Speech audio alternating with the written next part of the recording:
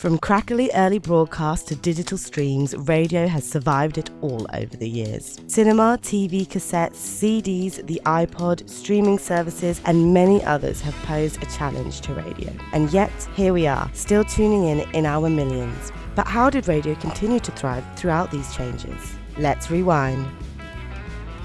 In 1904, Italian inventor Guglielmo Marconi received a US patent for broadcast radio, the first technology that could instantaneously communicate to a mass audience. 1922, the BBC begins broadcasting, bringing news, music, the royal speeches into British homes. It's a game changer.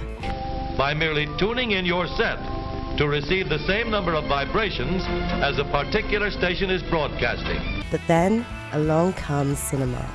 With sound. 1927, The Jazz Singer, starring Jolson, is the first motion picture with synchronized sound. This marks the end for the silent era in cinema, but not for radio. In 1927, the BBC first broadcast live sport into homes around the country. 1950s, TV takes center stage. Audiences saw the biggest outside broadcast to date of the Queen's coronation in 1953, and the independent television, ITV, began broadcasting in London.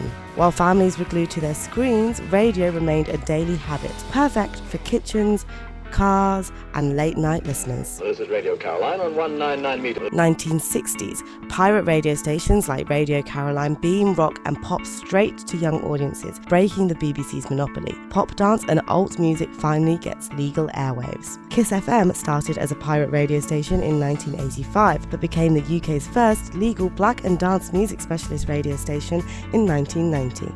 Put on a Walkman and see the world in a whole new light. Sony Walkman! The Walkman from Sony, the one and only.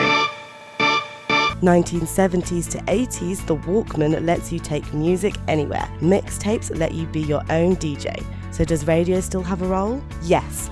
Live DJs, chart shows, and massive events like Live Aid keep radio essential. In fact, we see the launch of Capital and LBC in 1973. 1990s. CDs, MP3s, the internet. Can radio face down these new challenges for people's attention? Radio enters a new era with digital broadcasting, and stations like Radio 1 keep pace with Britpop, hip-hop, and dance. 2000s, streaming takes over. Spotify, iPods, YouTube, music is on demand. And yet, radio keeps going strong with must-listen breakfast shows, massive interviews, and a new era of talk radio. Today, radio is everywhere.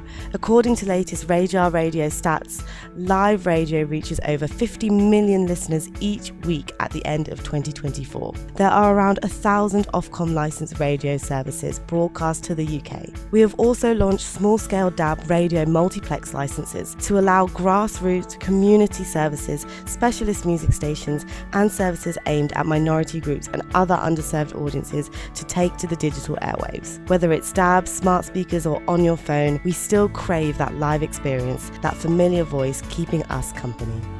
TV, cassettes, and the internet all pose challenges, but radio lives on, and we wouldn't have it any other way.